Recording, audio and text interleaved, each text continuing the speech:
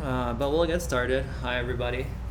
Um, I'm Bruno. Nice to meet you guys.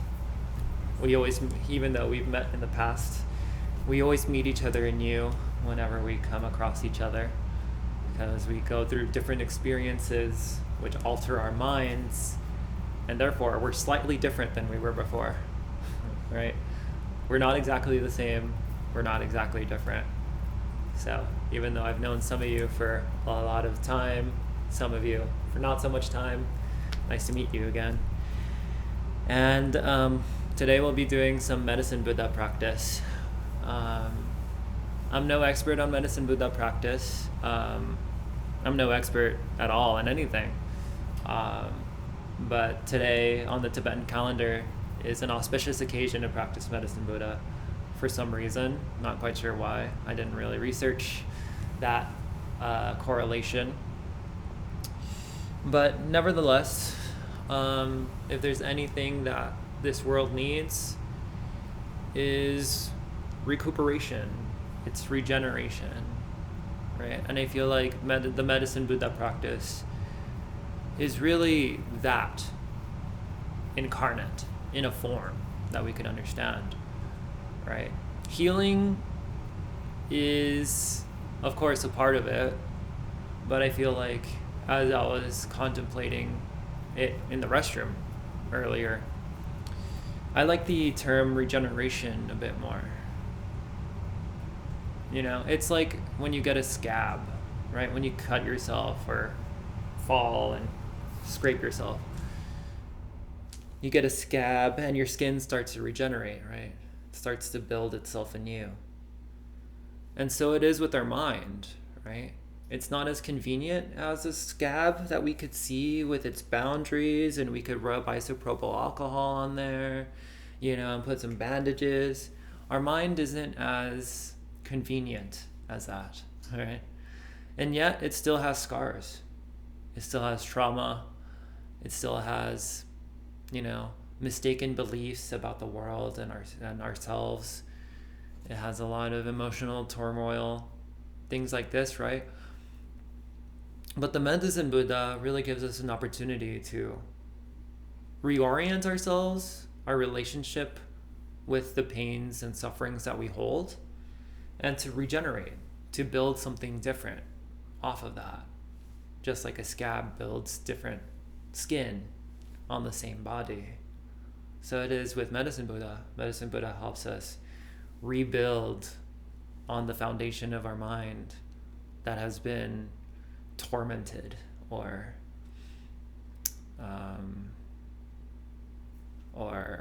misused or whatever it may be, right? I don't know your guys' lives, but I'm pretty sure each and every one of us has had some type of problems, you know, in our minds and our bodies. And so medicine Buddha is great for that. And so let's get started with some prayers, shall we? I'm going to make you guys, or not make you guys, if you want to say them, you're more than welcome to. If you don't want to say them, you're more than welcome to. But on page 5, prayer of refuge and bodhicitta and the 4 immeasurable thoughts. And, you know, even before that, I feel like vow and aspiration are important for refuge and bodhicitta. Because the medicine Buddha, on the basis of 12 or 13 vows and aspirations, he became a Buddha, right? For the sake of beings, whether or not they're Buddhist, right? Because we're Buddhists, we take refuge in the Buddha, the Dharma, and the Sangha, right? But the vow of medicine Buddha is not limited to Buddhist practitioners, right? And the vow hasn't ended yet for medicine Buddha. It's like, you know, I don't really like the institution of marriage, but it's a good analogy where you guys have a set of vows that you say on your wedding day, right? It's like, I vow to do this, I vow to do that, I vow to listen to you with attention and love, right? I vow to be helpful. I vow to not harm you. And the assumption is in the program of marriage is that you're going to keep those vows, right? For the duration of the marriage. Whether it ends in divorce or death, that's a different story, right? But that's the idea behind a vow, right? Is that once you hold a vow, once you have the aspiration to hold a vow, it can't end. Otherwise, if it ends, if you break the vow or if you just ignore it, the vow's lost, right? And so when we take refuge in the Buddha, the Dharma, and the Sangha, the vow of the countless Buddhas that have come before us, the countless Buddhas that are here with us now, and the countless Buddhas that will come in the future, will hold us, right? Because that's the nature of a vow and of an aspiration, you know? Once it ends, then there's no place to take refuge anymore, right? There's nothing to strive for without a vow or an aspiration. And, you know, like one of the reason why I'm talking about this is because the Medicine Buddha Sutra speaks about the vows that Medicine Buddha gives. And it's more than just like healing sickness. It's, you know, liberating those who have been incarcerated. You know, it's giving food and shelter to those who don't have food and shelter. Because these sorts of material conditions can lead to sickness, right? If you don't have food, you'll be malnourished, sickness. If you're in jail, if you're incarcerated, maybe you don't have a good diet, maybe you're in solitary confinement, illness, all right? And so that vow of regeneration, of giving ourselves a chance to build something different with our pain and sorrow, with our anger, whatever it may be, that's really assuring, isn't it? That makes us feel safe, right? And that's the essence of refuge, of feeling safe, of being like, I'm okay. Even if I'm not okay, I'm okay. It's okay. It's fine, right? We could hug ourselves when we have refuge. And a part of that is bodhicitta, the mind of enlightenment. Having love for all sentient beings. Whether it be cockroaches, flies, fleas, cats and dogs, lizards, the lizards in power in this country and other countries, right? Our friends and family and our enemies, right? That spirit of bodhicitta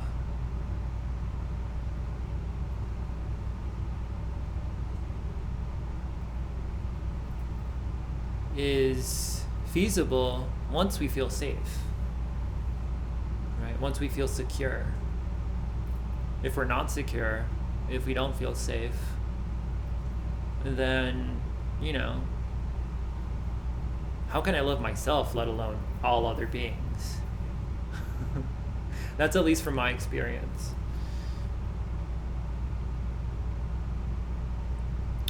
So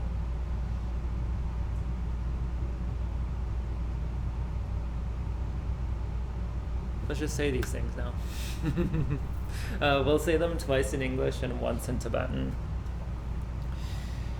I take refuge until I'm enlightened in the Buddhas, the Dharma, and the Sangha.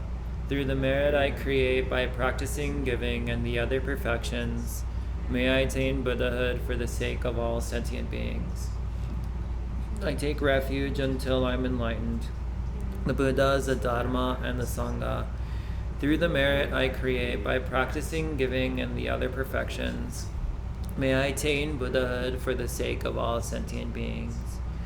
Sanje chudang sukchi chognam la jangchu maradu dagni japsu chi dagi jinsoik jibe sonam ji drola banchir zanje drubara sho. May all sentient beings have happiness and the causes of happiness. May all sentient beings be free from suffering and the causes of suffering. May all sentient beings never be separated from the happiness that knows no suffering. May all sentient beings live in equanimity, free from attachment and aversion. May all sentient beings have happiness and the causes of happiness. May all sentient beings be free from suffering and the causes of suffering. May all sentient beings never be separated from the happiness that knows no suffering. May all sentient beings live in equanimity, free from attachment and aversion. Samchen tamche dewadang dewe junang den barajujik. Samchen tamche dugnadang dugna jiju dang del warajujik. Samchen tamche dugna mebedewadang midrel warajujik. Samchen tamche nyering jagdan nidang ralwe dang nyom la ne barajujik.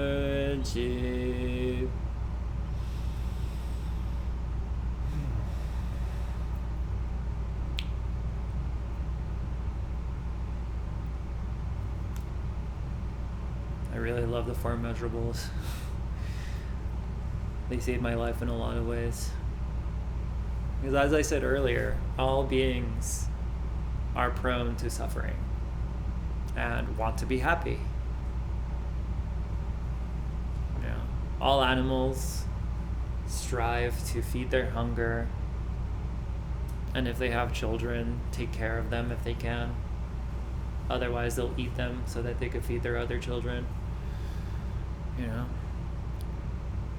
us humans, we have so many issues, and even the beings that we can't see, right? Pretty sure microbes have their fair deal of issues, you know. And if you believe in other terrestrial beings, the aliens and gods and demons of this world, they got problems as well. So the four immeasurable thoughts really brings my mind closer to beings every time I recite them. And if we could turn to page 7, we'll be reciting the 7-limb prayer. And in the prayer of refuge and bodhicitta, it says, by the merit of generosity and the other perfections. And the 7-limb prayer is the essence of the accumulation of merit. And what is merit? Right?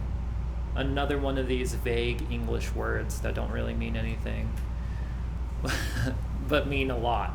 And one of my teachers, Lama Lina, calls merit open-minded open-heartedness. The ability to open our minds and our hearts to ourselves and other beings. And so the 7-limb prayer allows us to do just that by prostrating with our body, speech, and mind, whether physically, putting our bodies down to the ground, or mentally, really paying homage to the objects of veneration, which are the Buddhas, Bodhisattvas, our intrinsic purity, then we lessen our pride, right? Which makes us more open. By presenting offerings, we become less stingy, right? And we're opening our objects of attachment to the world. By declaring all our negative actions, we could liberate ourselves from guilt and shame, right? Which tie us down to narrow ideas of who we are. If we let go of the shame and guilt, we're able to rebuild ourselves, right? To learn from our mistakes. By rejoicing in the merit of all holy and ordinary beings, we become less jealous, you know? We're less lacking when we rejoice in other people's happiness. That's where jealousy really is born from, right? When we see someone we don't like having a good time, we get a little angry, right? Man, I wish they would suffer. Not if you rejoice in what they're doing, even if you don't like them that much, right? Because they're still a sentient being and they're still prone to suffering. And so if they have a taste of happiness, whether worldly or spiritual, that's something new. That's something to venerate. Because that makes that person more open and aware. Please remain until samsara ends. Don't leave us, man. We need guides. we need teachers, whether it be in the world, right? In order to read, we needed a teacher. In order to do math, teacher. To do taxes, maybe we needed to be our own teacher. But especially in the spiritual world, teachers are valuable, right? Especially with the tradition as old as Buddhism. It's really old. And so for a teacher to come in and make it relatable to us in our modern times, really precious. Turn the wheel of Dharma for sentient beings. May we be liberated from our collective and individual ignorance about the way things are and our place in it, right? And the Dharma comes in multiple shapes and forms and colors so that each one of us individually can be catered to and taken care of. It's not a one-size-fits-all solution. And I dedicate the merit created by myself and others to the great enlightenment. Dedication of merit. The open-minded open-heartedness is not ours alone. It follows us around like the smoke on the incense, right? Once you light the scent of love and compassion and wisdom within yourself, people will notice. People will pay attention to you and be like, wow, you're pretty interesting. Not quite sure why, but, you know, and they'll see your good qualities and be like, you know, you're a good person. You may not believe it yourself, but since you're dedicating yourself to the practice and dedicating the results of your practice, the open-minded, open-heartedness, that is the goal of our practice to others, they're going to notice. Because our bodies and minds, the intention and our action are not so different, right? And so even if we have an intention and don't really do anything, and we're just sitting still, you know, like at a coffee shop or in a grocery store, wherever it may be, people will notice. You're like, something's a bit different, but I like it. I know I'm speaking from experience, so take that with a grain of salt if you'd like. So without further ado, the 7-limb prayer. We'll just say it in English. Reverently, I prostrate with my body, speech, and mind. I present clouds of every type of offering, actual and imagined. I declare all my negative actions accumulated since beginningless time, and rejoice in the merit of all holy and ordinary beings. Please remain until samsara ends, and turn the wheel of Dharma for sentient beings. I dedicate the merit created by myself and others to the great enlightenment. And so now we'll do the mandala offering on page 37.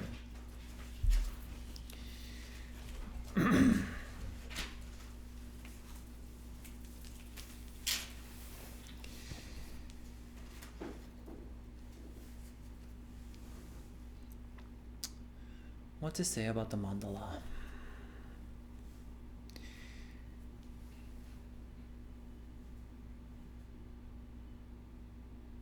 It's like doing spring cleaning,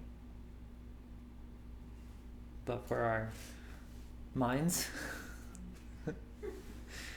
So the outer mandala, as the name implies, is all the outer phenomena that we witness, right? Whether or not we own it or not. Because the mind scope is not as limited as mine and yours, right? It could fathom anything it wants to. Even if you have intellectual property over it, even if you own that thing, I could still bring it to mind, right? And so in that way, nothing is really ever owned in the way in which we think it is. And so the outer mandala basically offers up that sense of owning, of ownership of any external thing. Like this moktak, for instance, this instrument. Like I could offer this up to the Buddhas so that I could not grasp at it so much, right? And at the same time accumulate the merit, the open-minded, open-heartedness of generosity. And the inner mandala is anything that comes to mind. My attachment, aversion, and ignorance, the negative aspects of my mind, wealth and enjoyments, my friends, enemies, and strangers. So the positive, the negative, and the neutral aspects of our mind, all of it is going to be offered. For what? Right? To clear the mind, to clear the mandala of our mind, so that we could have a better foundation to build on. Right? And so the mandala is great. It's cool. And it comes with a fancy mudra, which is like this. Don't worry if you can't do it.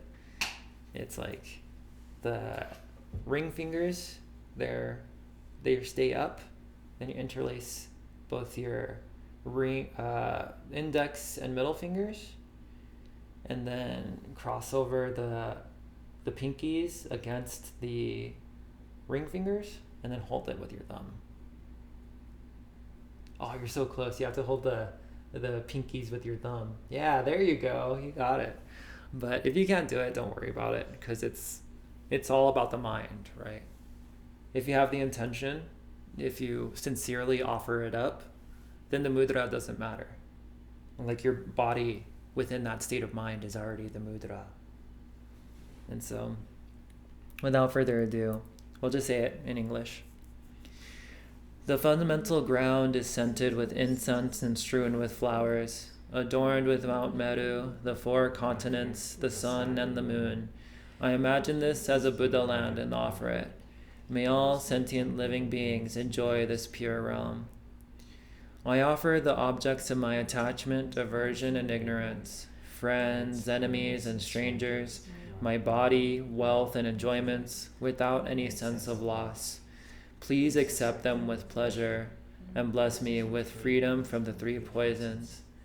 I send forth this jeweled mandala to you, precious Guru. Idam Guru Ratna Mandalakam Niryatayami.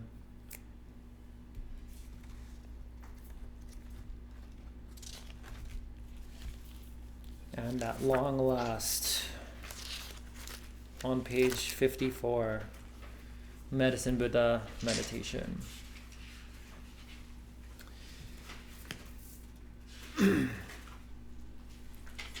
It's a pretty simple practice, thankfully. So I have not much to say other than what I've already talked about reconstituting ourselves, of regenerating ourselves in the process of healing, right? So I think a good thing I like to do with this practice is explaining the meaning of the mantra, which is on page 56. So before we get into the meditation itself, I'd like to explain it. And so, Teyata Om Bekanze Bekanze Maha Bekanze Ranza Samungate Soha. And so, Teyata, this is how it goes. That's the literal translation of Teyata. Interesting. Om is the quintessence of the body, speech, and mind of the Buddhas. And because we sentient beings, we regular people, also have body, speech, and minds, then it also represents that as well.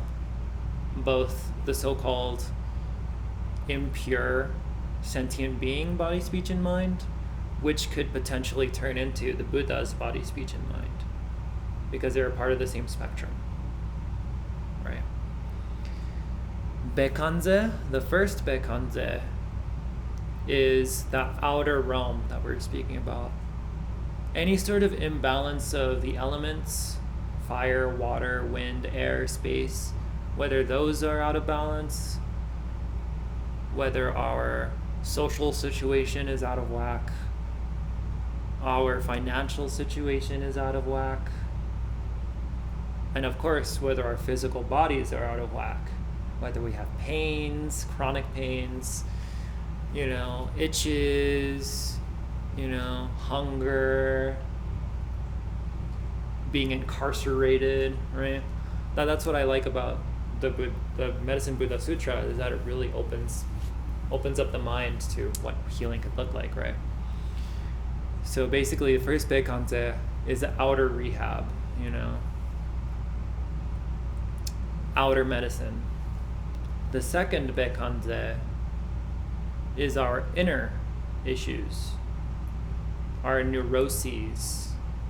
I'm not good enough, or I'm too good for this, right? Or it's like, I hate myself, or I'm in love with myself, like in a narcissistic way, right? I have no friends, I have all the friends, we're winning, we're losing, right? Any sort of mental fabrication or trauma or neurosis that just is a pain in our neck. That's the second Beikanze. Maha Beikanze, great healing for the all-pervasive suffering of the world and of the mistaken belief that most of us have about the world and our place in it, of treating each other as individuals, only as individuals, right?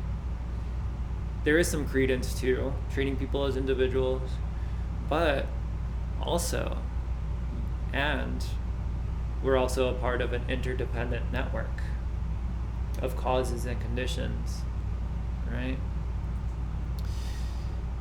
And without sort of giving ourselves grace in that process of interdependence, then we're easy to throw blame and shame on others or ourselves for the mistakes that we do, right? Rather than tracing back the origins of mistakes to the way that I was treated as a child, the way that I interpreted schoolwork when I was, in adolescence, the way in which I sort of shut myself off from social contact, without tracing that to an origin in both this life and previous lives. What is the generational trauma behind all of that? What are the socioeconomic trends that have led to this sort of way, right? In terms of our collective karma, if we don't do that tracing, then we could just hate ourselves more. It's all my fault. I am to blame. or you messed up, you are to blame, right? But where did that come from? Right? It's that whole network of causes and conditions that make us who we are. And so Maha Bekanze really brings that to mind, of that whole network. And our mistakenness about that network. Ranza Samungate, the king of healing, which is an epithet for medicine Buddha, another name for him. Soha, so it is. And so a rough translation of English would be, this is how it goes.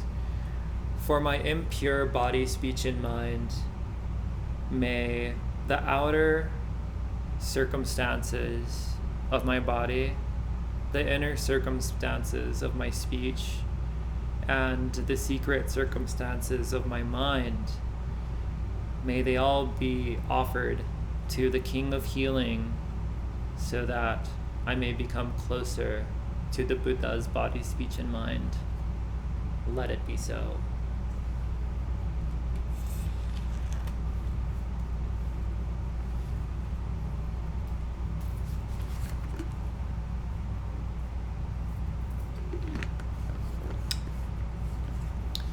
And with that,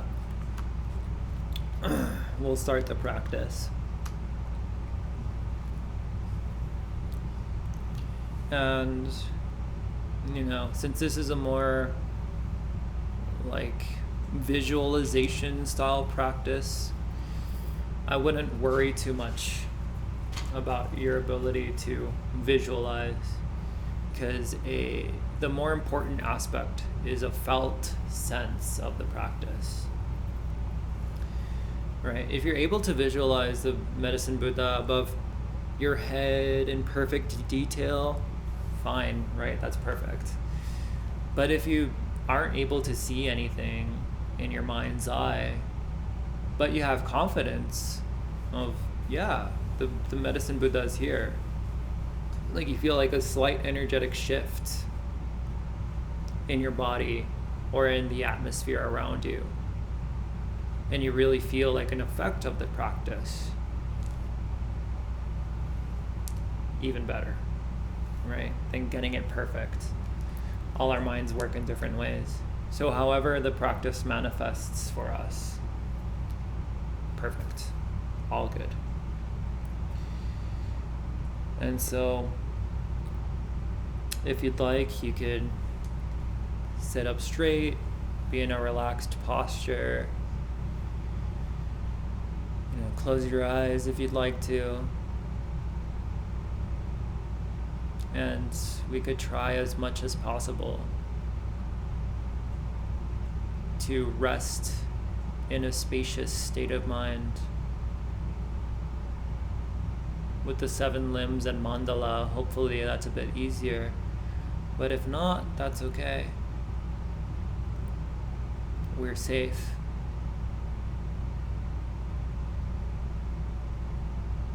And we could see all the sensations that are happening right now, the thoughts that are hovering in our minds, the feelings that we have. All of those are like clouds in the sky. Rather than looking at the clouds of your mind, the thoughts, the feelings, and emotions, try to look at the sky of the mind, where those thoughts be happening.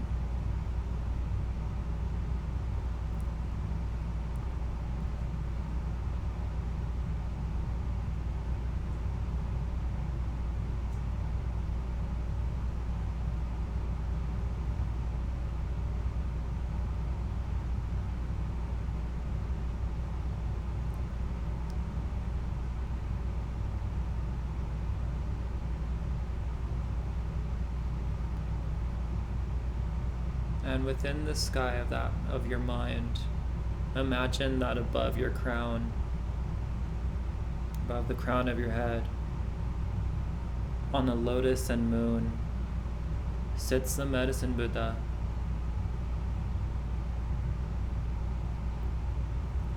His body is deep blue in color, like turquoise or like a clear blue sky. And blue light radiates from him in all directions, from above your head.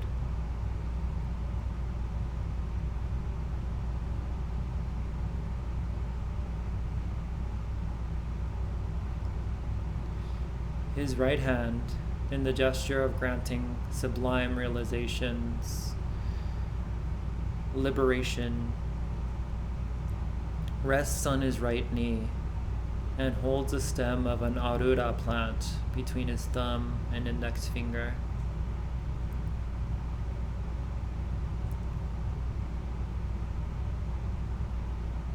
Which is the flourishing of our minds once the soil has been well tended to.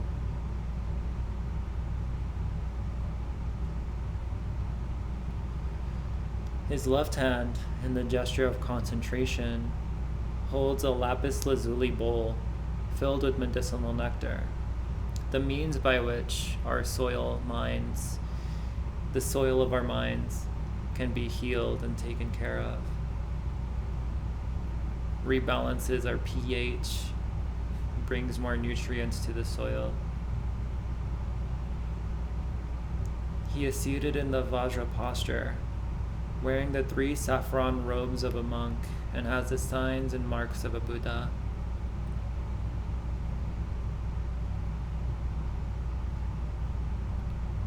In essence, the Buddha has no signs and marks that can be identified. And so, however the medicine Buddha is manifesting for you above your head, that is a mark and sign of a Buddha.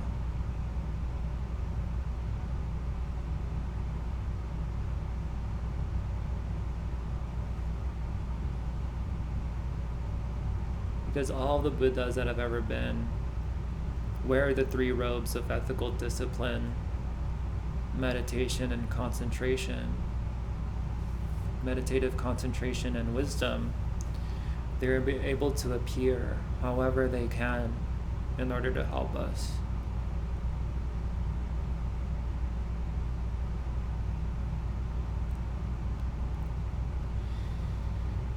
And the medicine Buddha is listening to us. He's seeing us.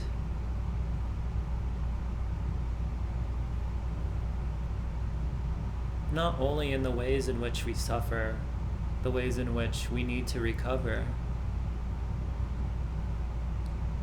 but also in the ways in which we are already enlightened. So the medicine Buddha is here to help us recover that sense of peace, of love, and wisdom that already is within us.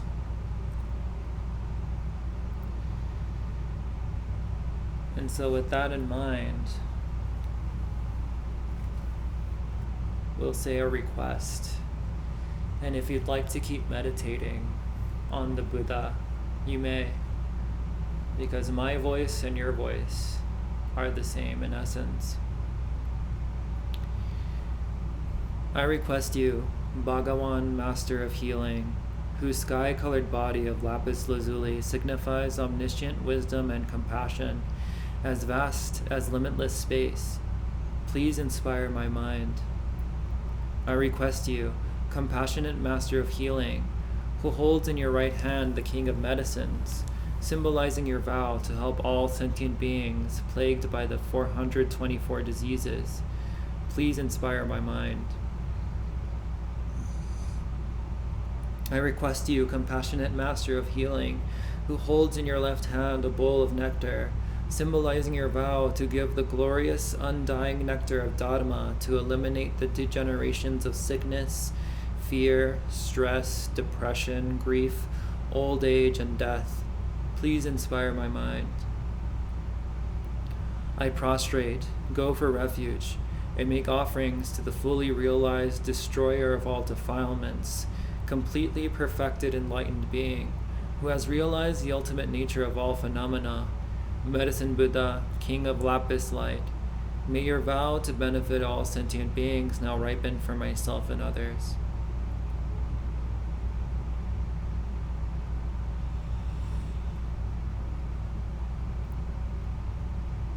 And the Medicine Buddha offers us a smile in recognition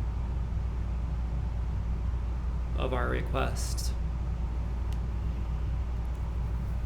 And in response to our request, infinite blue light rays stream down from the heart and body of the King of Medicine. The light completely fills your body from head to toe, purifying all diseases. If you have any specific pain or illness, focus the blue light directly on that spot and visualize the light burning away the pain and disease. All ailments due to interfering forces and the negative karma and mental obscurations that cause these, as well as anxiety, fear, and negative emotions, are also purified. All of these ailments, negative emotions, anxieties, and physical pains leave you in the form of dirty liquid through your pores, which then completely disappears. Your body becomes the nature of light, clean and clear like a crystal.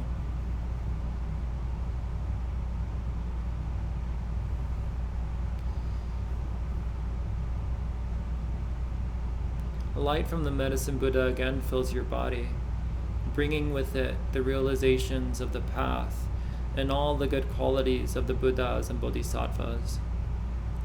Your mind is transformed into love, compassion, and wisdom.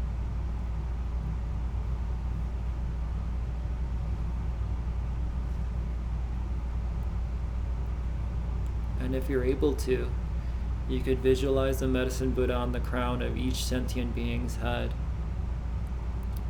Whether it be a specific sentient being you have in mind, like a family member suffering with an illness, or a stranger suffering with mental neuroses, whatever comes to mind. You may think specifically of those who are suffering and in need of healing.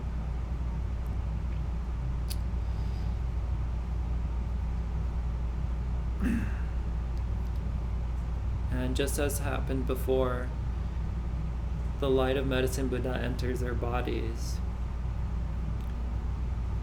purifying their diseases and their causes, bringing them the realizations of the past to enlightenment.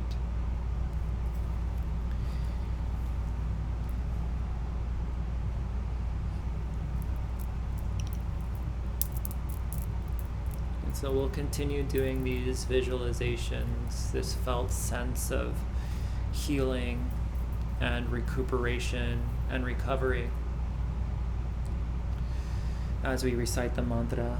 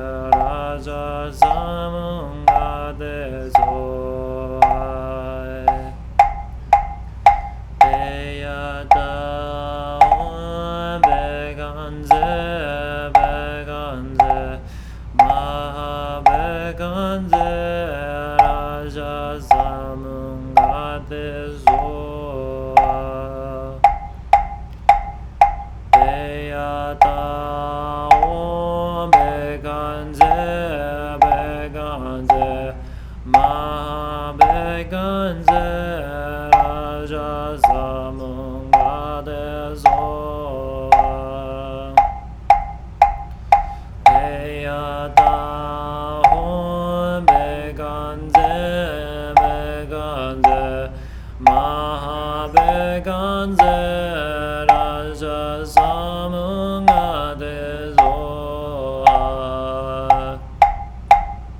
Deyata om beganze beganze maha beganze raja samunga desoha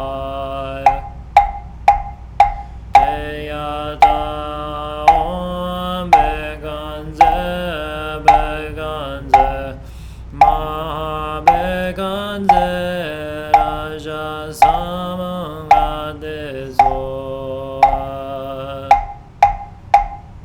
Deyata om beganze beganze maha beganze raja samunga desoha Deyata om beganze beganze maha beganze raja samunga desoha Deyata om beganze beganze maha beganze raja samunga desoha Deyata om beganze beganze maha beganze raja samunga desoha Deyata om beganze beganze maha beganze raja samunga desoha Deyata om beganze beganze maha beganze raja samunga desoha Deyata om beganze beganze maha beganze raja samunga desoha Deyata om beganze beganze maha beganze raja samunga desoha Deyata om beganze beganze maha beganze raja samunga desoha Deyata om beganze beganze maha beganze raja samunga desoha Deyata om beganze beganze maha beganze raja samunga desoha Deyata om beganze beganze maha beganze raja samunga desoha Deyata om beganze beganze maha beganze raja samunga desoha Deyata om beganze beganze maha beganze raja samunga desoha Deyata om beganze beganze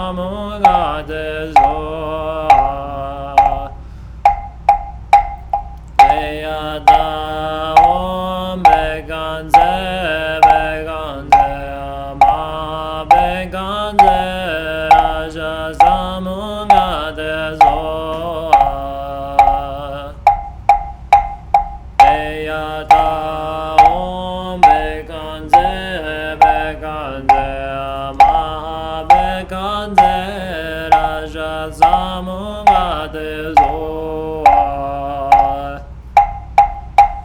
Eyata om beganze ma beganze raja samunga de zoa.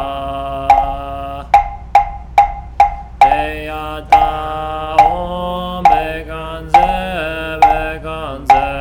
ma beganze raja samunga de zoa. Eyata om beganze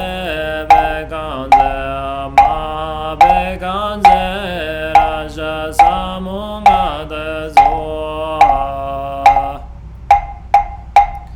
Eyata om beganze ma beganze raja samunga de zoa. Eyata om beganze ma beganze raja samunga de zoa.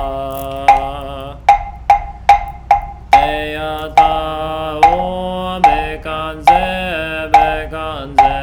ma beganze raja samunga de zoa.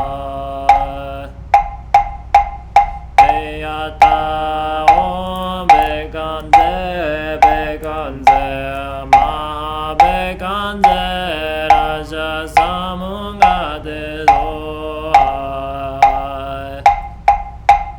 Eyata om beganze ma beganze raja samunga de zoa. Eyata om beganze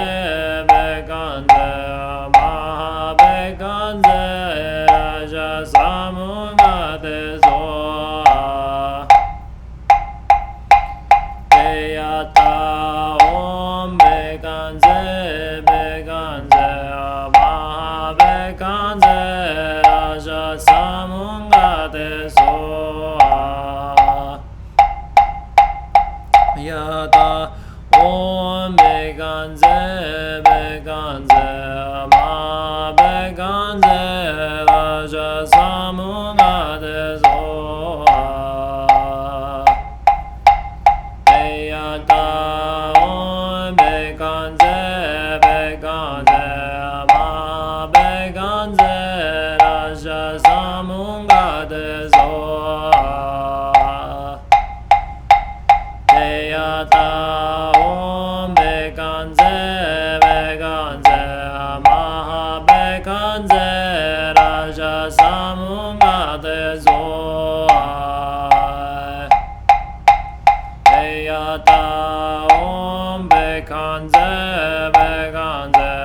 ma beganze raja samunga de zoa. Eyata om beganze ma beganze raja samunga de zoa. Eyata om beganze ma beganze raja samunga de zoa. Eyata om beganze ma beganze raja samunga de zoa.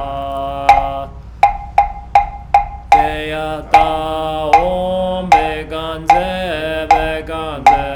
ma beganze raja samunga de zoa.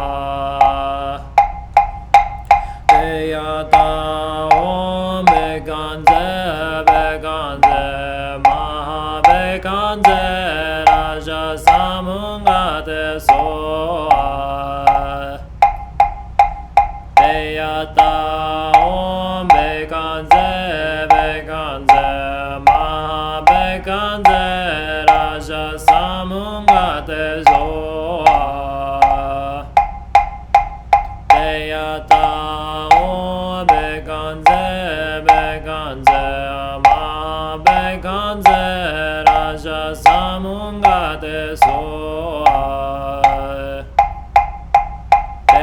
Yata Om Bekanze Bekanze Ma Bekanze Raja Samunga De Soa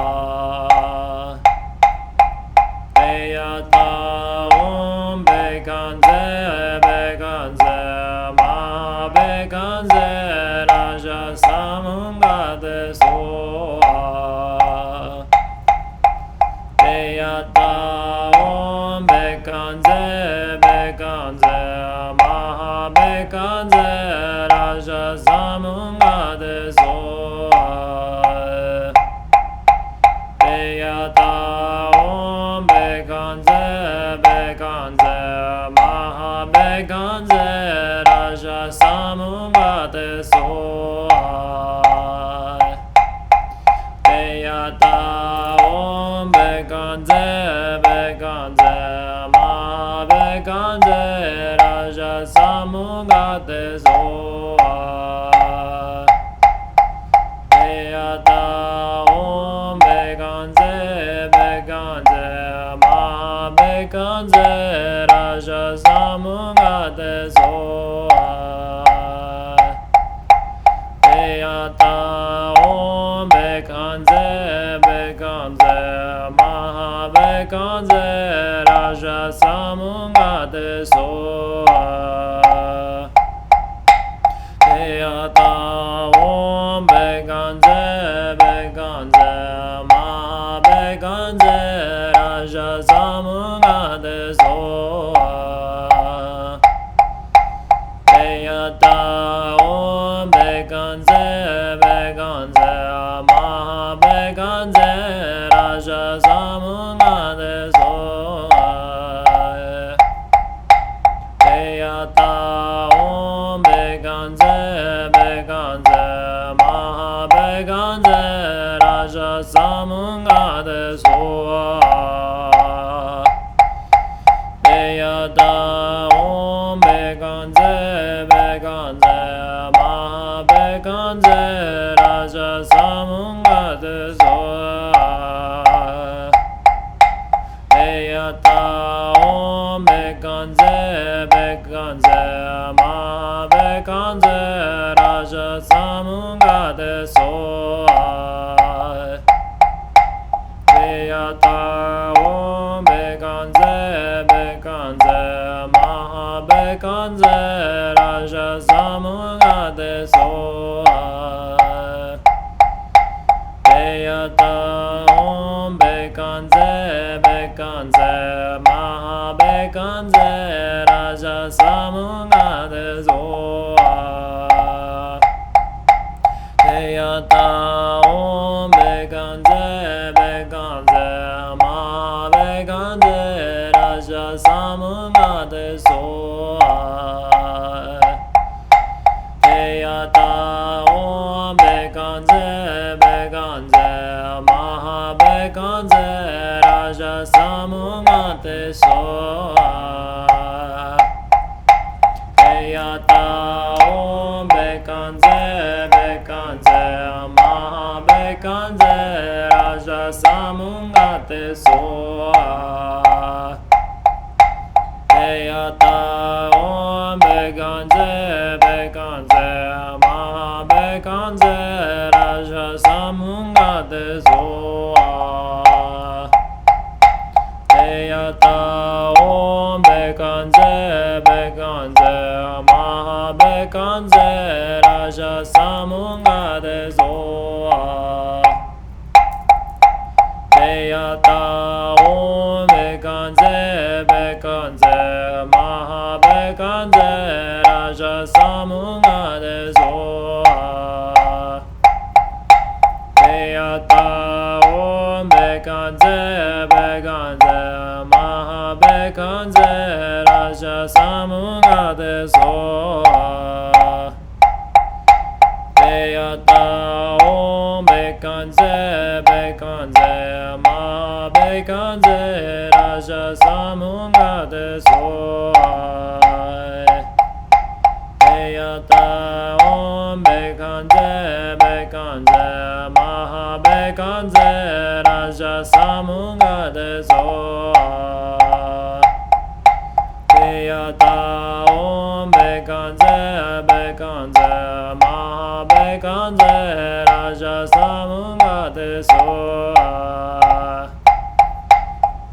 yata om bekanze bekanze maha bekanze raja samunga deso da om bekanze bekanze maha bekanze raja samunga deso yata om bekanze bekanze maha bekanze raja samunga deso yata om bekanze bekanze maha bekanze raja samunga deso yata om bekanze bekanze maha bekanze raja samunga deso yata om bekanze bekanze maha bekanze raja samunga deso yata om bekanze bekanze maha bekanze raja samunga deso yata om bekanze bekanze maha bekanze raja samunga deso yata om bekanze bekanze maha bekanze raja samunga deso yata om bekanze bekanze maha bekanze raja samunga deso yata om bekanze bekanze maha bekanze raja samunga deso yata om bekanze bekanze maha bekanze raja samunga deso yata om bekanze bekanze maha bekanze raja samunga deso yata om bekanze bekanze maha bekanze raja samunga deso yata om bekanze bekanze maha bekanze raja samunga deso yata om bekanze bekanze maha bekanze raja samunga deso yata om bekanze bekanze maha bekanze raja samunga deso yata om bekanze bekanze maha bekanze raja samunga deso yata om bekanze bekanze maha bekanze raja samunga deso yata om bekanze bekanze maha bekanze raja samunga deso yata om bekanze bekanze maha bekanze raja samunga deso yata om bekanze bekanze maha bekanze raja samunga deso yata om bekanze bekanze maha bekanze raja samunga deso yata om bekanze bekanze maha bekanze raja samunga deso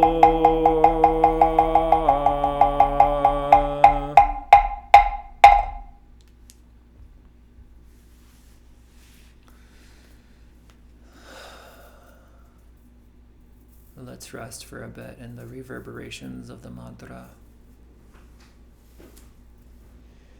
Try to feel the difference in our bodies and minds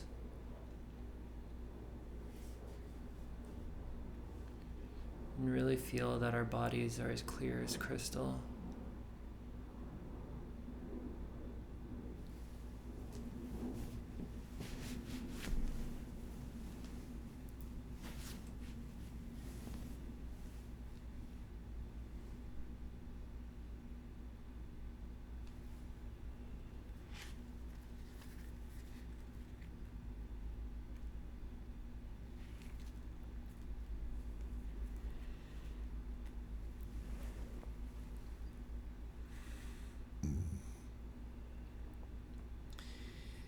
And imagine the medicine Buddha, whether they're just on your head, on all beings' heads, no matter how he appears, he melts into light and absorbs into your heart. Your mind becomes non-dual with the Buddha's mind, spacious, open, and aware. Similarly, the medicine Buddha on the crown of each sentient being's head melts into light and absorbs into the heart of that being, bringing them infinite peace, compassion, and wisdom. And so we'll rest in that open, spacious mind of love and wisdom just for a few moments. And in these few moments, we are liberated.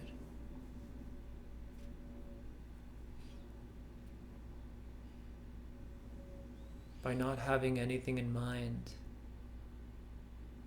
the Buddha is in mind.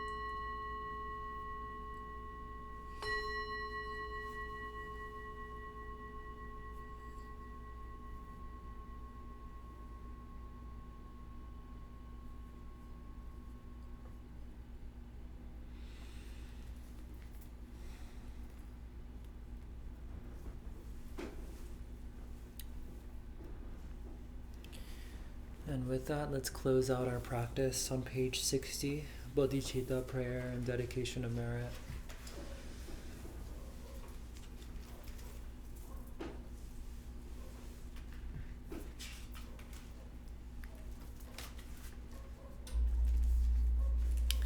And we'll say each one once in English, once in Tibetan, and then the last little prayer there.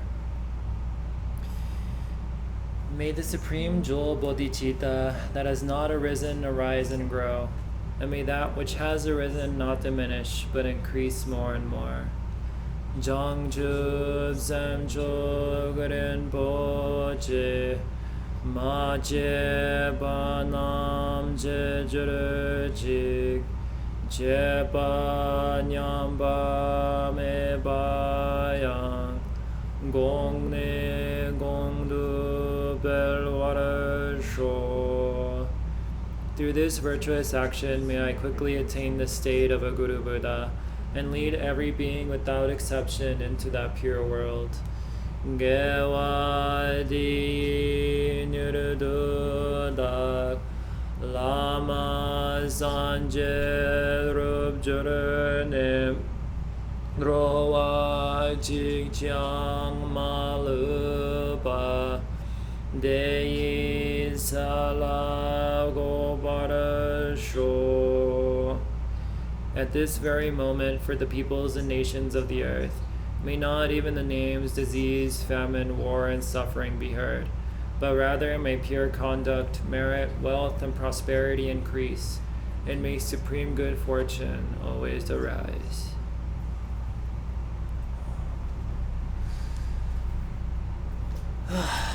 Thank you, guys.